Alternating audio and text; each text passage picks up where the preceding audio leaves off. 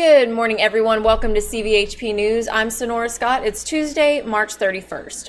Businesses and organizations are having to continually adapt to new regulations and issues surrounding COVID-19. The Children's Advocacy Center is one of those organizations. Our Jeff Caldwell got details on just how they're doing that.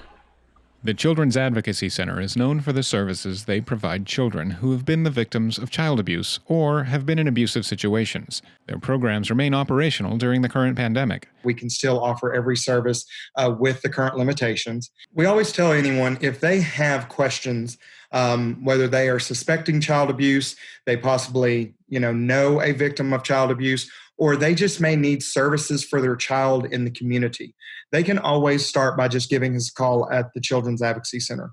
While the current crisis has not affected which services the Children's Advocacy Center offers, Deloach emphasizes that they do offer services to families to help ensure children's needs are met. Our family enrichment services is our prevention element of the CAC. So this is the one area of the CAC that child abuse does not have to be present in order for a child to receive our services or our families to receive our services. Our home visitors go into the homes, they work with the families, they ensure the families have the tools that they need. The Children's Advocacy Center can also assist families with resources outside of what they offer through their regular services. We can also partner with all child welfare agencies within our community. And so if it's not a service that the CAC offers, we can help that family get the service through another provider. We can also help open doors a little bit faster for those families. And so they're not having to restart that process every time that they need a new assistance of some sort.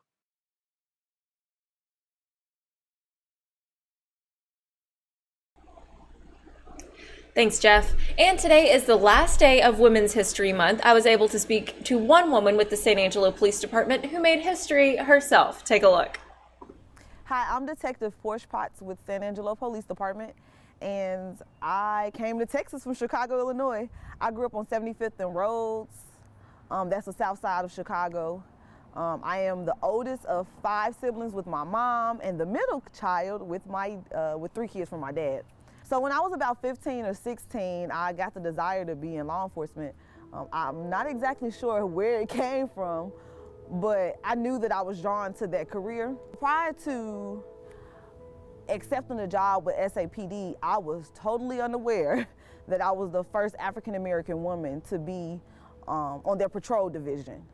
I had no clue. I didn't allow that to deter me or to stop me from staying here at this department. I don't operate in fear. I knew that I could still be great. Although I didn't see many people like myself, this department has never made me feel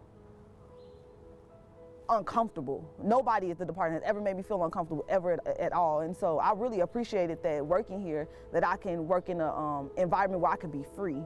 So with learning that I made history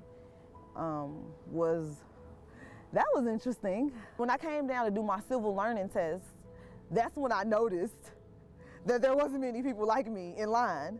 And when we went and did our agility test, there was so much support from other women that was watching us take our agility test.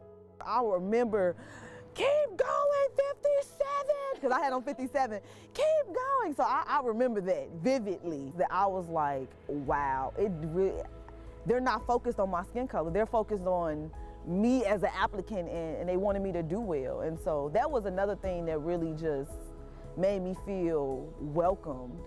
So, and everybody in Texas said, hey, and so that was another thing too. Like everybody waves and smiles, and so yeah, that was another thing.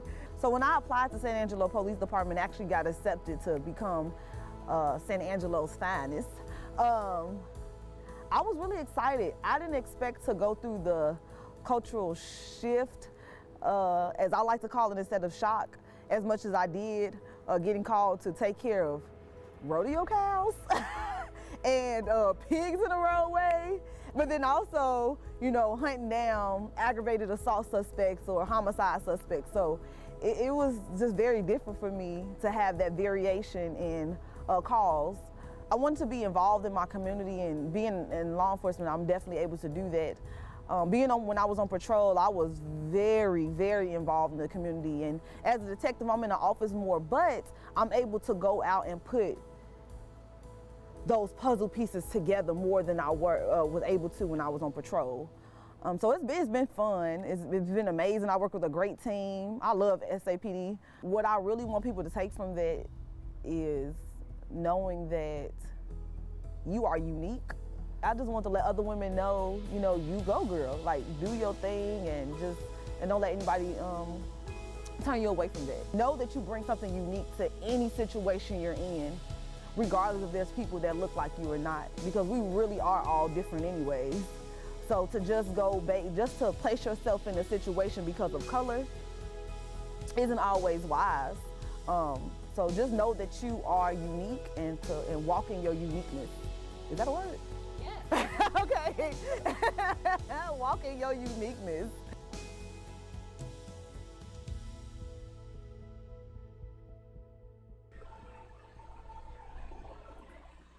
Now let's check in with Jay Martin, who's got a look at the weather. Hello, Jay. Well, today is going to be a little bit on the warmer side. We're seeing 77 for highs, plenty of sunshine as well.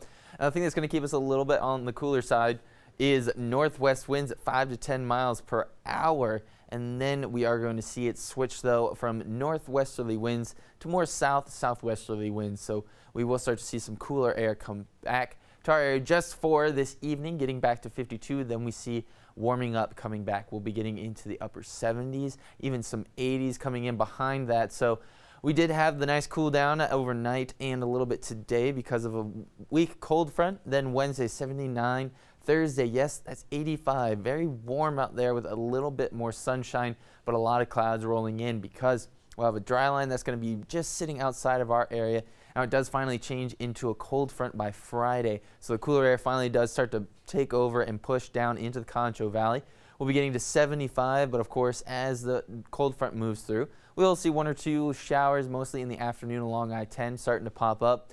And then that front does stall out. We are going to see the benefits of the cooler temperatures Saturday and Sunday with 70s and then 75. But because the stalled out front is going to be south of us, we will still see some afternoon pop-up showers going through Saturday and Sunday. But it is going to be nice to see some cooling down. So we get a little bit of a warm-up going into the middle of your week. And then we see that second cold front cooling us down and giving us some light rain chances.